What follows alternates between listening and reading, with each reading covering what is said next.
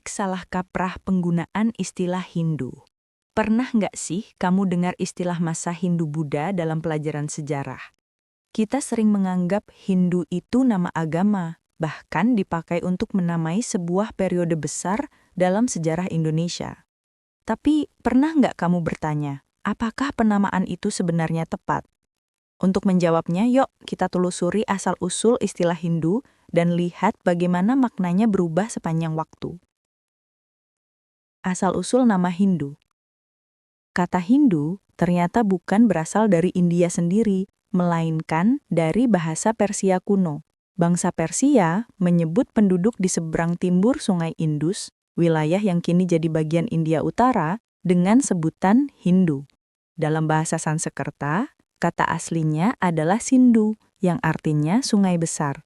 Nah, ketika lidah Persia mengucapkannya, bunyinya bergeser jadi Hindu. Awalnya, istilah ini cuma berarti nama wilayah dan penduduknya, bukan agama. Lalu, bagaimana bisa Hindu berubah menjadi nama kepercayaan? Perubahan itu baru terjadi pada masa penjajahan Inggris di India. Pada abad ke-18, para sarjana barat mulai meneliti adat dan teks kuno India. Salah satunya, Sir William Jones, pendiri Asiatic Society of Bengal. Ia menerjemahkan Manusmurti, atau hukum Manu, dan oleh pemerintah kolonial Inggris, teks ini dijadikan dasar hukum bagi masyarakat India yang disebut Hindu Law. Dari sinilah muncul istilah Hinduisme, label buatan para orientalis untuk menyebut penduduk India yang bukan Muslim, bukan Kristen, dan bukan Buddha.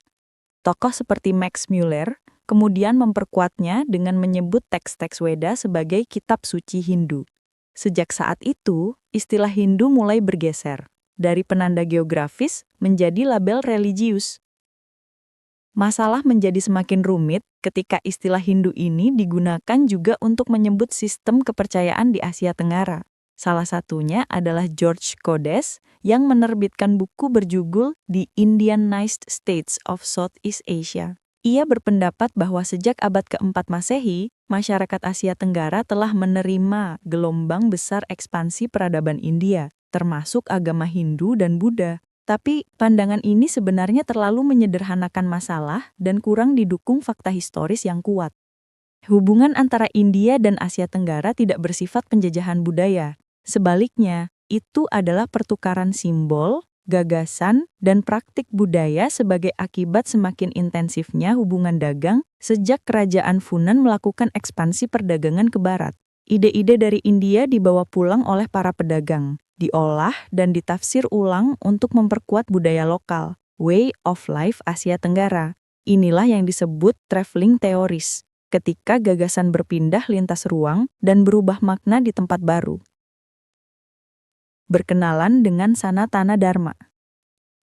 Nah, salah satu konsep penting yang sering disamakan dengan agama Hindu adalah Sanatana Dharma. Secara harfiah, Sanatana Dharma artinya hukum abadi atau tatanan kekal. Tapi jangan bayangkan seperti hukum moral dalam agama-agama samawi ya.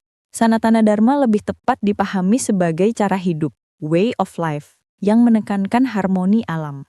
Bukan tentang dosa dan pahala, tapi tentang menjaga keteraturan semesta melalui pelaksanaan upacara suci.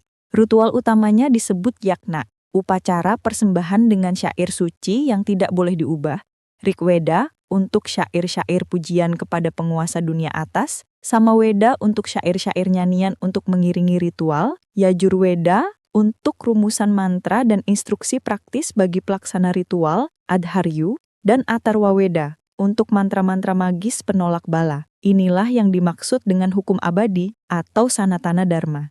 Bahasa yang digunakan adalah Sanskerta, bahasa suci para Brahmana untuk berkomunikasi dengan dunia atas. Kelengkapan sesaji, ketepatan ucapan, intonasi, dan sikap dalam upacara dianggap sangat penting agar keseimbangan alam bisa ditegakkan kembali. Ritual ini ditujukan kepada para penguasa dunia atas, Agni, Dewa Api, Indra, penguasa langit, Waruna, penguasa laut, Surya, Dewa Matahari, dan Wayu, penguasa angin. Tujuannya apa? Meminta agar penguasa dunia atas mendukung usaha manusia dalam menjaga harmoni antara manusia dan kosmos. Itulah esensi Sanatana Dharma. Jadi, kalau kita rangkum, 1. Hindu pada awalnya bukan nama agama, tapi sebutan geografis dan etnis. 2. Istilah ini baru menjadi label keagamaan pada masa kolonial Inggris. 3. Dan Sanatana Dharma yang sering disebut sebagai agama Hindu, sebenarnya adalah sistem nilai dan tata upacara masyarakat kuno di lembah Sungai Indus. Sampai di sini, kita pahamkan kalau penamaan periode Hindu-Buddha dalam sejarah Indonesia tidak tepat. Pertanyaan yang muncul adalah, nama apa yang tepat untuk periode itu? Marilah kita diskusikan untuk menemukan nama yang tepat. Apapun namanya, perlu dipertimbangkan kita adalah bagian dari Asia Tenggara yang pada masa itu secara global menjadi pusat berbagai keunggulan atau Center of Excellences. Silahkan menuliskan gagasan kalian di kolom komentar. Jangan lupa like, subscribe, dan share agar semakin banyak teman diskusinya.